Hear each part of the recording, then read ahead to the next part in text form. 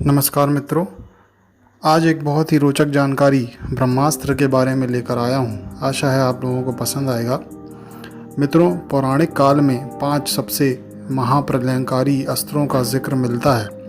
पहला ब्रह्मास्त्र, दूसरा नारायणास्त्र, तीसरा पाशुपतास्त्र, चौथा वज्र और पांचवा सुदर्शन चक्र। लेकिन माना जाता है कि ब्रह्मास्त्र का प्रभाव परमाणु बम की तरह होता था। आइए जानते हैं ब्रह्मास्त्र के बारे में विस्तार से। किसने बनाया ब्रह्मास्त्र? वेद पुराणों आदि में वर्णन मिलता है कि जगत पिता भगवान श्री ब्रह्मा ने दैत्यों के विनाश हेतु ब्रह्मास्त्र की उत्पत्ति की थी। प्रारंभ में ब्रह्मास्त्र देवी और देवताओं के पास ही हुआ करता था।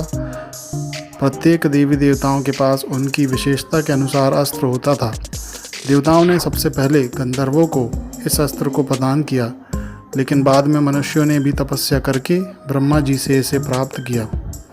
कहते हैं कि प्राचीन भारत में कहीं कहीं ब्रह्मास्त्र के प्रयोग किए जाने का वर्णन मिलता है। रामायण में भी मेघनाद से युद्ध हेतु लक्ष्मण ने जब ब्रह्मास्त्र का प्रयोग करना चाहा, तब भगवान श्री राम ने उन्हें यह कहकर रोक दिया कि अभी इसका प्रयोग उचित नहीं, क्योंकि इससे पूरी लंका का सर्वनाश हो जाएगा।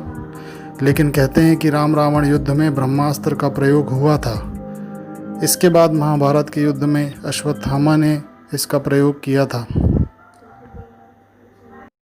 रामायण और महाभारत काल में यह अस्त्र गिने चुने योद्धाओं के पास ही था। रामायण काल में जहां भगवान श्री राम, लक्ष्मण और मेघनाद के पास यह अस्त्र था, वहीं महाभारत काल में यह द्रोणाचार्य, अश्वत्थामा, श्री कृष्ण, कुवलाश्व, युधिष्ठिर, कर्ण, प्रद्युम्न और अर्जुन के पास था। ब्रह्मास्त्र कई प्रकार के होते थे, छोटे, बड़े और व्यापक रूप से संहारक, इच्छित, रासायनिक, दिव्य तथा मांत्रिक अस्त्र शस्त्र आदि। माना जाता है कि 2 ब्रह्मास्त्रों के आपस में टकराने से प्रलय की स्थिति उत्पन्न हो जाती थी। इससे समस्त पृथ्वी के समाप्त होने का खतरा रहता है। महाभारत के सौप्तिक पर्व के अध्याय 13 से 15 तक ब्रह्मास्त्र के परिणाम दिए गए हैं। महर्षि वेदव्यास लिखते हैं कि जहाँ ब्रह्मास्त्र छोड़ा जाता है, वहाँ 12 वर्षों तक जीव जंतु, पेड़ पौधे आदि की उत्पत्ति नहीं हो पाती। महाभारत में उल्लेख मिलता है कि ब्रह्मास्त्र का प्रयोग जब अश्वत्थामा ने किया था, तो उसके कारण गांव में रहने वाली स्त्रियों के गर्भ मारे गए थे। मित्रों, हिरोशिमा में भी रेडिएशन फॉलआउट होने के कारण गर्भ मारे गए थे और उस इलाके में 12 वर्ष तक अकाल रहा। इससे यह सिद्ध होता है कि ब्रह्मास्त्र भी परमाणु बम जैसा ही रहा होगा। इन अस्त्रों शस्त्रों की काट किसी के पास नहीं थी।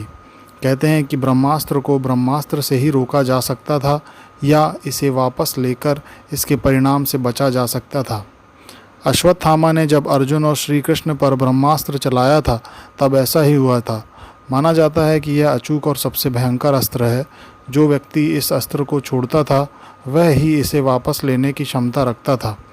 लेकिन अश्वत्थामा को वापस लेने का तरीका याद नहीं था, जिसके परिणाम स्वरूप उसे उत्तरा के गर्भ की ओर अश्वत्थामा ने मोड़ दिया था। लेकिन इसके असर से मृत जन्मे शिशु को श्री कृष्ण ने जीवित कर दिया था। शोध कार्य के बाद विदेशी वैज्ञानिक मानते हैं कि वास्तव में महाभारत में परमाणु बम का प्रयोग हुआ था।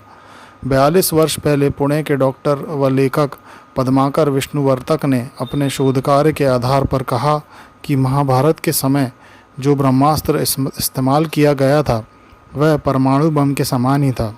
डॉक्टर वर्तक ने 1970 में एक किताब लिखी जिसका नाम था स्वयंभू। इसमें इसका उल्लेख मिलता है। कहते हैं कि आधुनिक काल में जे. रॉबर्ट ओपनहाइमर ने गीता और महाभारत का गहन अध्ययन किया। उन्होंने महाभारत में बताए गए ब्रह्मास्त्र की संहारक क्षमता पर शोध किया और अपने मिशन को नाम दिया ट्रिनिटी। रॉबर्ट के नेतृत्व में 1939 से 1945 के बीच वैज्ञानिकों की एक टीम ने यह कार्य किया। सिंधु घाटी सभ्यता में हुए अनुसंधानों में भी कई ऐसे नगर मिले हैं जो लगभग 5000 से 7000 ईसा पूर्व अस्तित्व में थे। इन नगरों में मिले नरकंकालों की स्थिति से ज्ञात होता है कि मानो इन्हें किसी अकस्मात प्रहार से मारा गया है। इसके भी सबूत मिले हैं कि यहाँ किसी काल में भयंकर ऊष्मा उत्पन्न हुई थी। इन नर कंकालों का अध्ययन करने से पता चला कि इन पर रेडिएशन का असर भी था।